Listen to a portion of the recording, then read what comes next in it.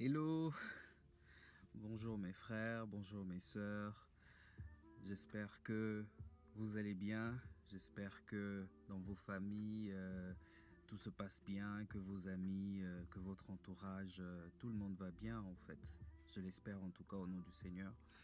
Moi ça va, par la grâce de Dieu, tout se passe bien.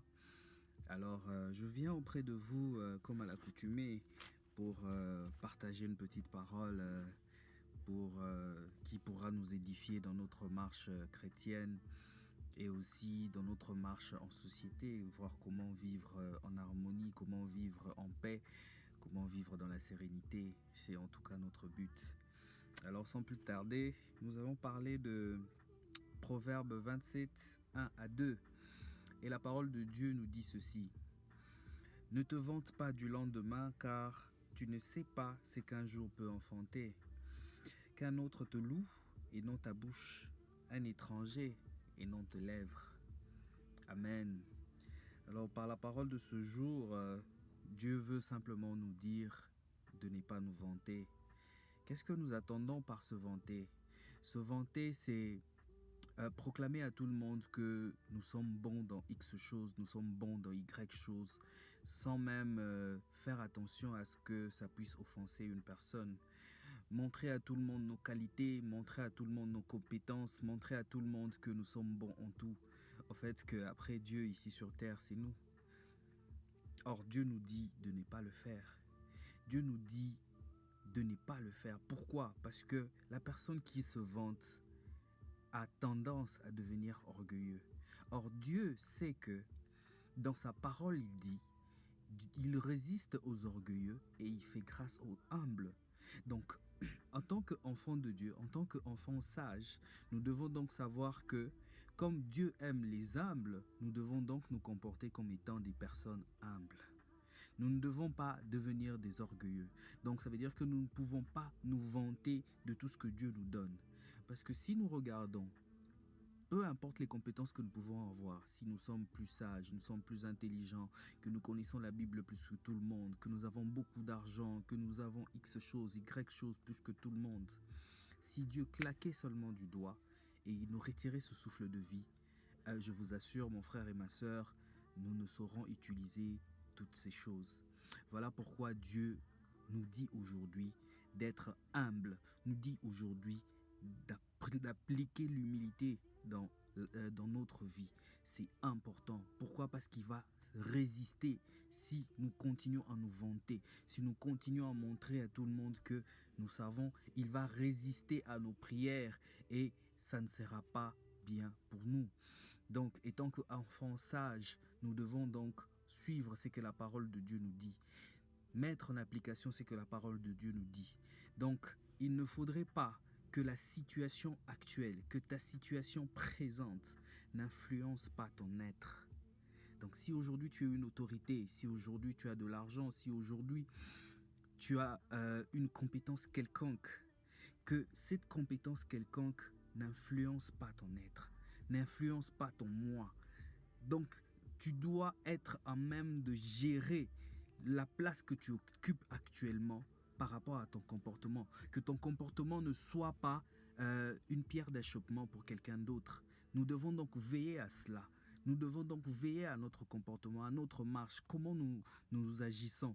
C'est très important, mes frères et sœurs. C'est pour ça que dans la partie 2, la parole de Dieu dit « Qu'un autre te loue et non ta bouche, qu'un étranger et non tes lèvres. » Pourquoi? Parce que Dieu sait que si tu commences à te louer toi-même, si tu commences à être narcissique, tu vas non seulement te créer des ennemis, mais il va commencer à résister à tes prières parce que tu vas te transformer sans le vouloir en un orgueilleux. Tu vas te transformer à quelqu'un que tu n'es pas. Tu vas te laisser influencer par toutes les grâces, tous les dons, toutes les bénédictions il t'a donné, peu importe la situation que tu occupes actuellement, que ce soit positivement, que ce soit négativement, que ton moi ne soit pas affecté. Si ton moi n'est pas affecté, tu ne peux pas être corruptible. Si ton moi n'est pas affecté, tu ne peux pas offenser le prochain. Si ton moi n'est pas accepté, tu ne peux pas utiliser ton autorité pour écraser une personne, mon frère, ma soeur.